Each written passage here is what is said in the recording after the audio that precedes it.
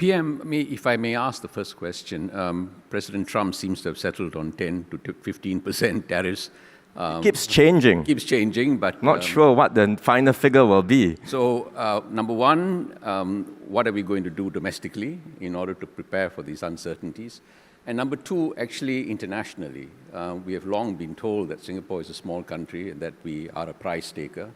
Are we helpless? On the external environment, it's more than just tariffs alone. For decades now, the world has benefited from a rules-based global order.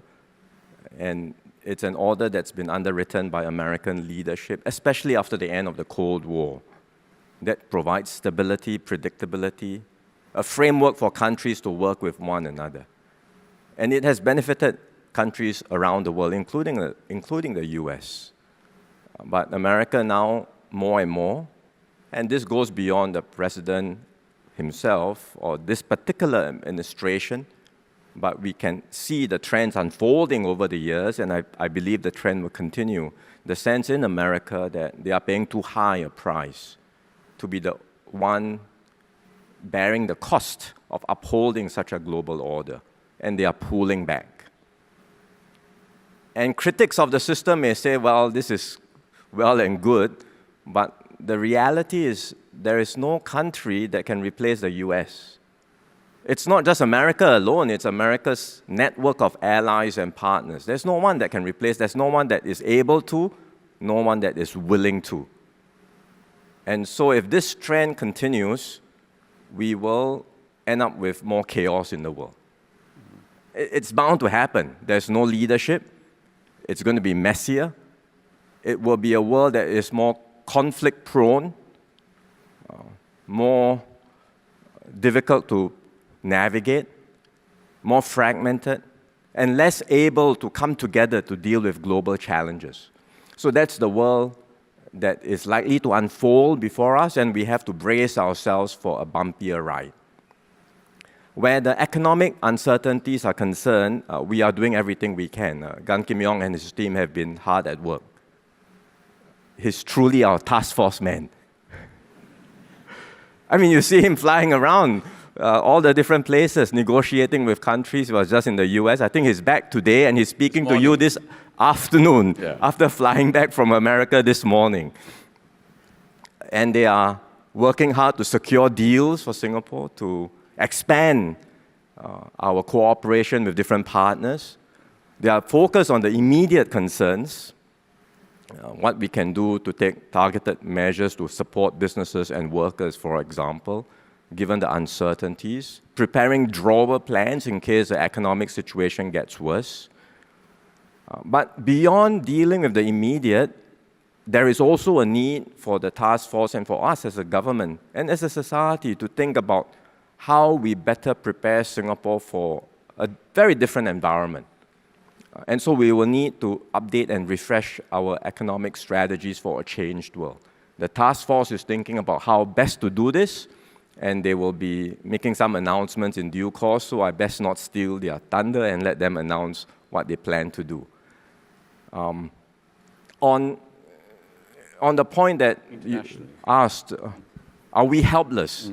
Beyond just dealing with our own economic situation, are we really helpless? Well, we have to be realistic and take the world as it is.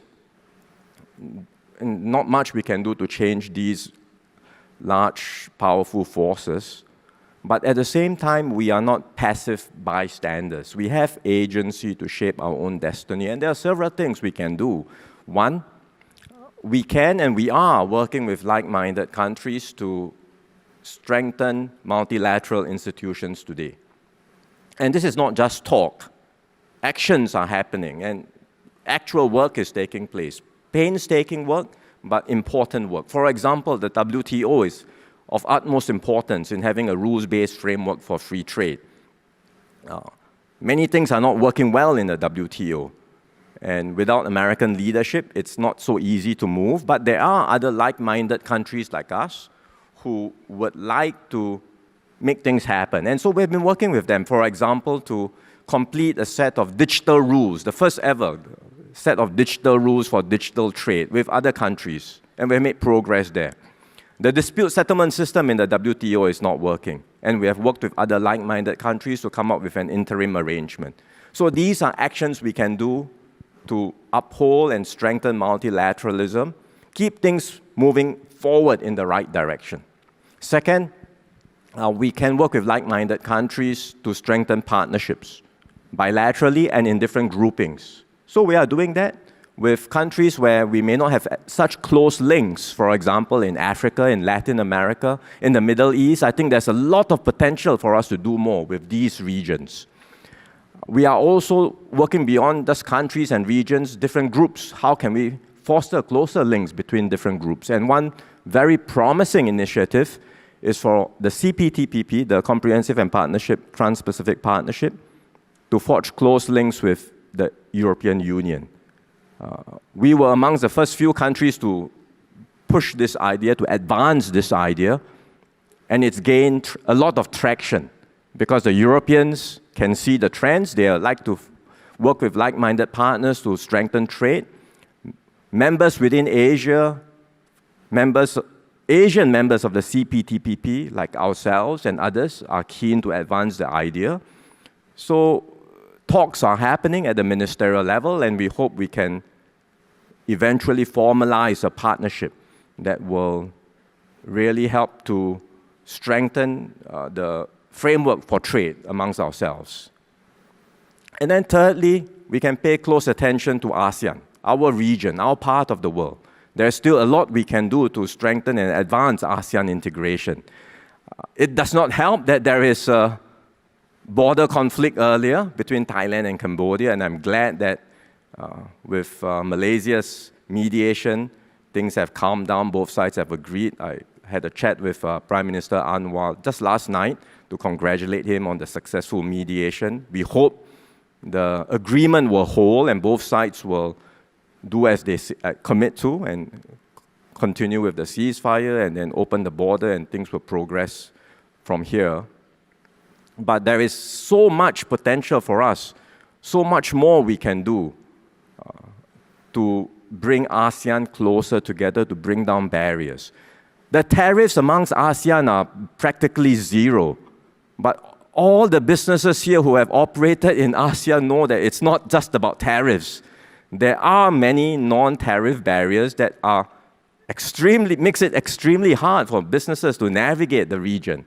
And there's so much more we can do to offer a single market, to make operations seamless across Southeast Asia, and so much potential. There is desire to do this at the political level amongst ASEAN leaders, and I think if we can remove all the unnecessary distractions like border issues and conflict, and make sure that we have peace and stability, focus on concrete initiatives that can bring ASEAN together, we can make progress. ASEAN's per capita GDP today is $6,000. It's very low, average. If ASEAN's per capita GDP gets to something like $10,000 or more, it's a complete game changer for the region. And we have a region that's young, potentially a rising middle class. There is a lot going for Southeast Asia, and we should really focus on strengthening that. So these are some things we can do, despite this fragmented world. Can we take 3 questions in a row? Yes, the first one, then we go back. Thank you, PM, for your dialogue. My name is Kamal Riaz. I'm from Overseas Family School. I just have a short question regarding the Trump tariffs. In light of the limited flexibility in reducing the US 10% baseline tariffs in Singapore, is Singapore doubling down on South-South trade corridors or leveraging the RCEP or CPTPP frameworks to create tariff offsets for firms that depend heavily on US markets? Okay, thank you. Zamir, take the second question, right behind, yes. Good morning. I'm Ping Qian, BQ from Short. So actually, I wanted to ask about what you were saying previously about raising ASEAN's per capita GDP. So for this, right, in the ASEAN region, the Gini coefficient, income disparity is quite high in the world. So are there any perhaps economic or policy levels or social levels that you see that within ASEAN itself they can actually implement to ensure that this gap does not get wider with the growth in GDP? Yes, final, yeah. Good morning, Prime Minister. My name is Lee Mei Goh, and I represent the American Chamber of Commerce in Singapore. What really struck me just now when you were speaking was about speeches and how these images and words can stay with people. One of the enduring images of Singapore is of us as the little red dot. And increasingly, the world is fragmented. And when we talk about Singapore as a global city, what do you think and what is your vision for Singapore in the Asia-Pacific region? And how can we play a role in this rising economy going forward? Thank you.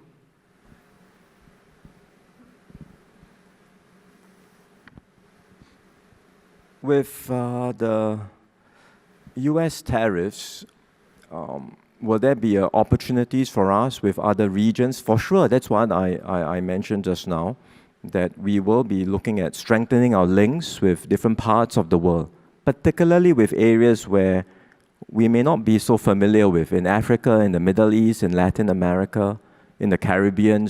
I think there is potential for us to do more there.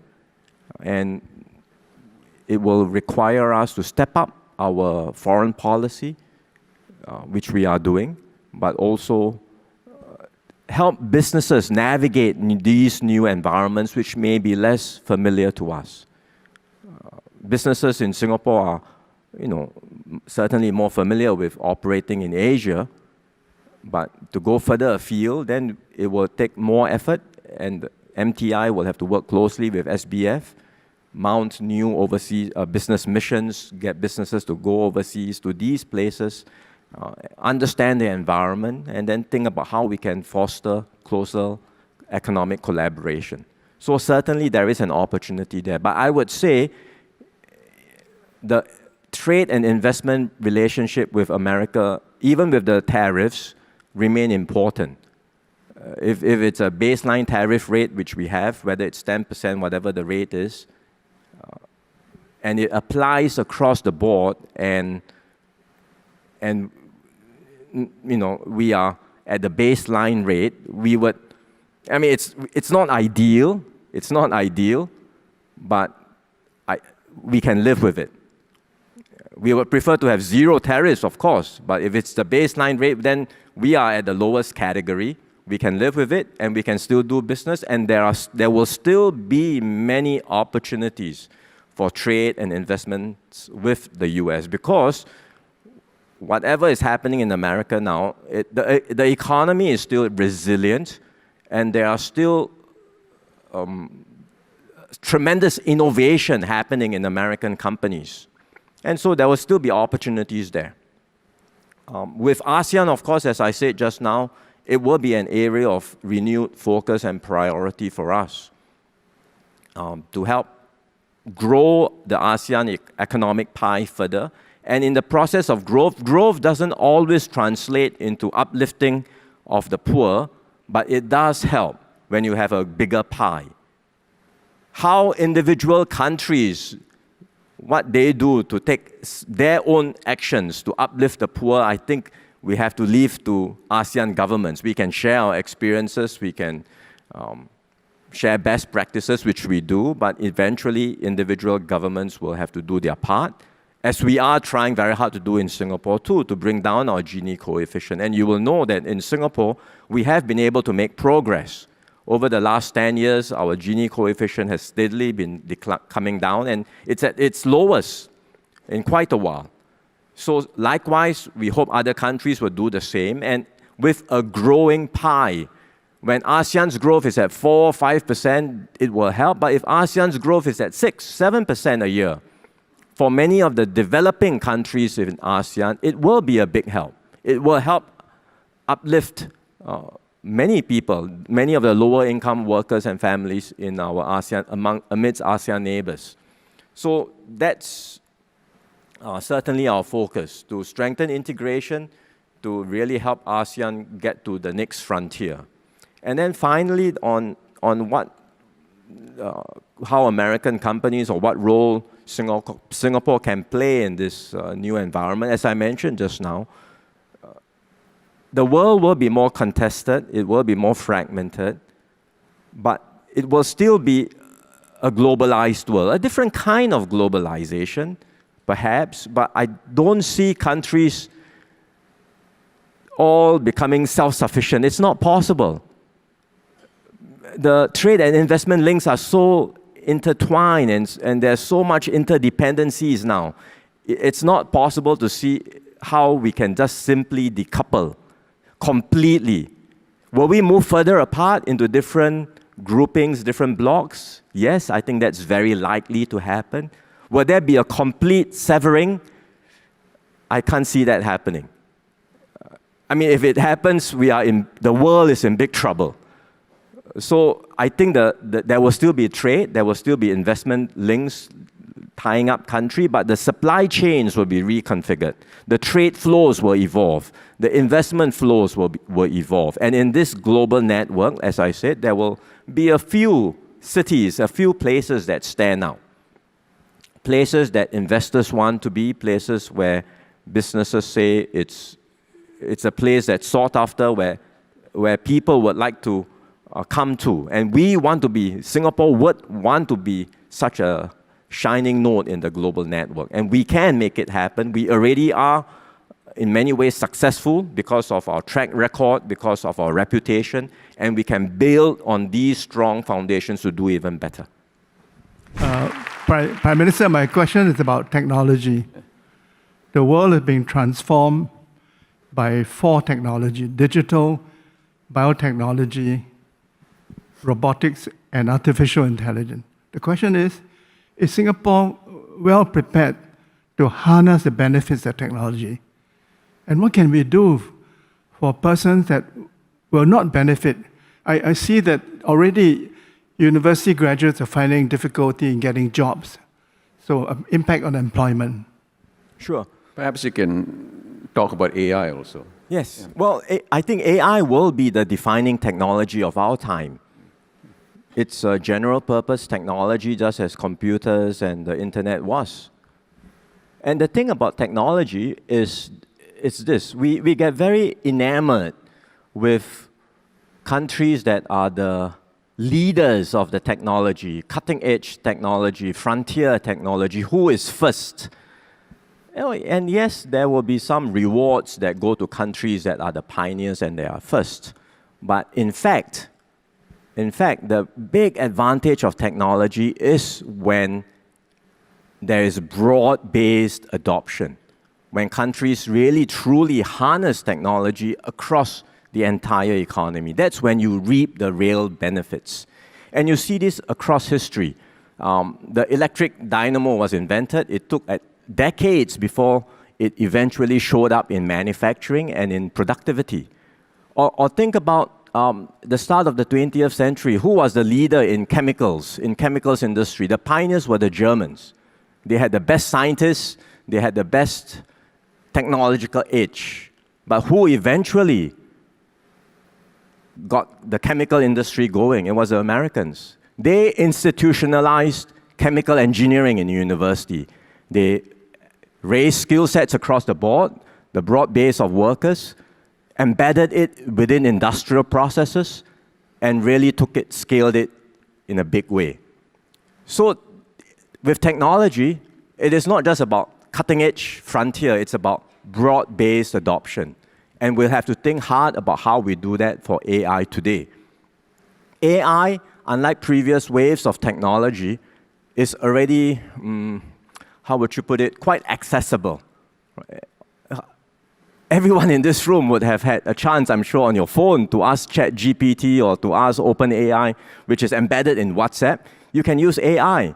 But most of us use AI the way we use Google. That's not exactly the best way to use AI or to harness the potential of AI. And even with AI, it's not just about large language models. That's only a small part of AI. There's still so much potential to be unlocked and unleashed. And so we will have to think harder about how we can help every company, big and small, especially our smaller enterprises, make full use of AI, integrate AI into your processes, transform your industry, transform your business, elevate productivity in a more significant way. There is a lot more that can be done. And we are thinking about how we can help businesses do so. I spoke with one CEO recently. He said he had decided, because of the importance of AI, to get his people, everyone in the management team, just to set aside a few days or even weeks of their time, focusing on how AI can transform their company.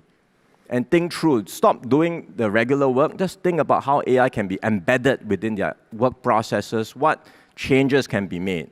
And he realized there were tremendous advantages that they had not really thought about. And that kind of a transformation, if we can make it happen company by company, can yield significant advantages for us. If there is any country that can do that, it is us, because we are small, we are compact, and we can do this company by company. Now then, the concern is what happens with jobs. And it's a real concern, not just with young people, but with workers everywhere. We can take some comfort in history, because if history has been any guide, every wave of new technologies that we confront, jobs will disappear, existing jobs will evolve, but new jobs will get created. And usually the new jobs are better jobs, higher paying jobs, because productivity increases, the pie expands, and humans can get to do the better jobs. But this, by the way, is not an economic law. This is just historical fact. And history may not guide our future. And there are concerns that with AI, things will be different, because AI is so powerful and can do so many things that humans can. So will we see this happening with the next wave of AI? People are worried, people are wondering. And there are good reasons to be concerned. So I would say that even as we think about broad-based adoption of AI, which we have to do, because we have no choice, we have to harness technology, we also have to think equally hard about applying technologies like AI in a meaningful and deliberate manner that creates jobs for Singaporeans. It's up to us. And again, we can do it in Singapore because we have the ability as a compact system with our strong tripartite partnership, with the relationship we have with employers and unions to discuss before the technology is rolled out, to think about how we redesign jobs, how we retrain workers, how we pace out the technological changes. And that's what we must do in Singapore. Not just rush headlong into AI. Yes, embrace it, adopt it, but always make sure that the technological changes that we harness, the power of technology benefits workers, not replaces them, and always ensures that workers will thrive in this new environment. Thank you, PM. We've come to the end of this session. DPM Gan will be here this afternoon. You can ask him more questions. Is he going to take a Q&A? He just returned from America.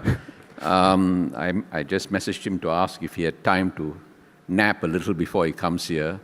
But let me conclude perhaps by asking you one last question, a simple one.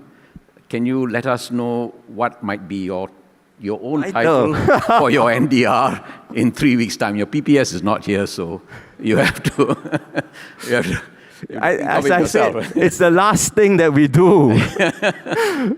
So the speech is still being prepared. Yeah. And Global City is still our home. It will be just a few days before we finalize, then we get the title going. But I'm in the midst of preparing for the rally, and it will touch on many of the things that we talked about just now.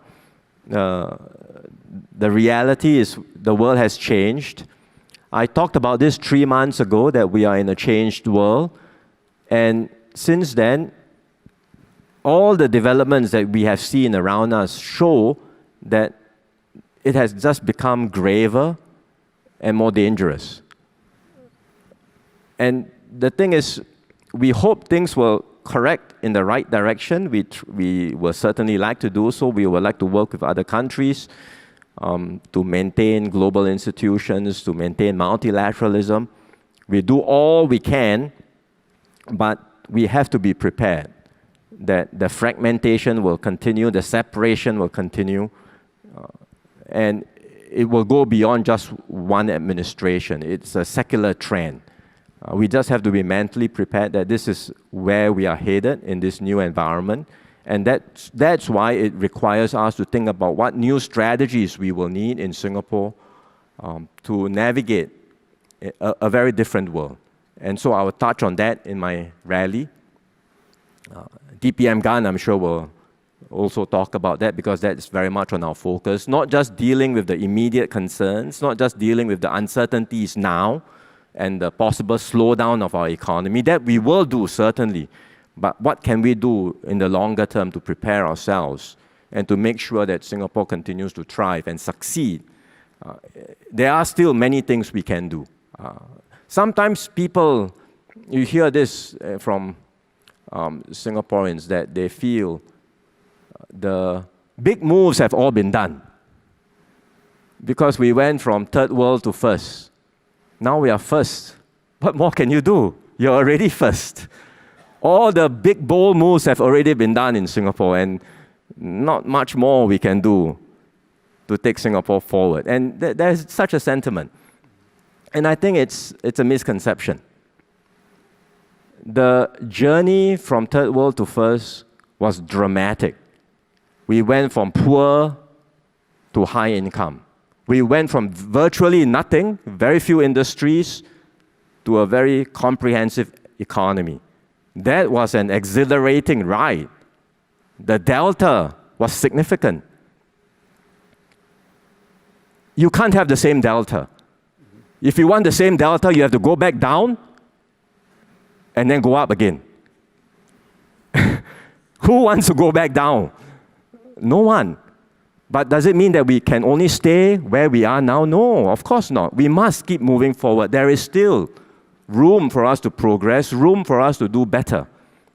In many ways, the move from this position will be more difficult, much more difficult, because we are at a higher place. And in order to make incremental gains from where we are now, it is going to be much more difficult. But at the same time, it means we cannot afford to be complacent. We cannot afford to just cruise along and think that the status quo is sufficient. We need to continue with bold moves to keep Singapore exceptional. And there are many big things we will have to think about. Just for example, even as we map out our new economic strategies in a different world, we talk about AI, how we harness AI well while ensuring Singaporeans have jobs. That's a very important thing to do. But what about clean energy? The industries of the future are going to be digital industries. They are power-hungry industries. How do we secure clean energy supply for Singapore? And just as water was essential to us in our first phase of nation building the last 60 years, clean energy will become equally, if not more important in our next phase. And so we are thinking very hard what moves we can make around securing clean energy for Singapore, including studying very seriously the possibility of adopting nuclear power. So these are consequential moves. And so we should not ever think that, you know, the era of bold moves are over. But we have to take the same mindset of our pioneers, think boldly, and chart a new way forward for Singapore that will continue to secure Singapore's future, keep Singapore exceptional, and then we can continue to look forward to many more milestones to celebrate together. On that note, thank you very much, Priya. 偷偷告訴大家，我最近發現了新法寶 Royal Face 逆時奇蹟系列，它有活膚露、全效精華，還有精華霜。尤其我皮膚比較偏乾，所以我非常的注重保濕。保濕做得好，肌膚自然烹飪。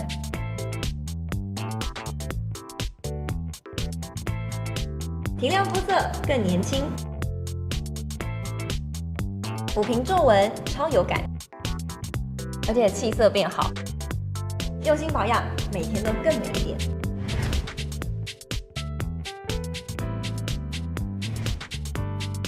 美吧。